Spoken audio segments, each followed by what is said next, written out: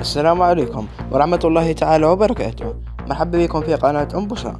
نشرت الكاف في 11 جويلية تحديثا جديدا لقائمة الملاعب المعتمدة في القارة الإفريقية. إجمالا تمت الموافقة على 71 ملعبا في جميع أنحاء إفريقيا، وسيكون بمقدورها اعتبارا من منتصف أوت استضافة المباراة التمهيدية لمسابقة الأندية، وتأتي بلادنا في المركز الثالث في هذا الترتيب ب5 ملاعب معتمدة فقط، وهي ملاعب 5 جويلية ونيلسون مانديلا وميلود هتفي وملعب حملاوي وملعب 19 ماي، وقائمة أولوية في انتظار موافقة اللجنة المنتظمة.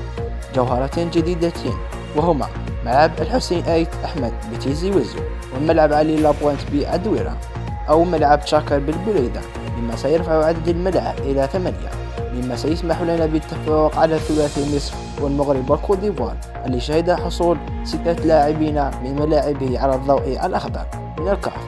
المركز الأول من حيث عدد الملاعب المعتمدة يذهب إلى جنوب أفريقيا ب11 ملعبا معتمدا وليس أقل.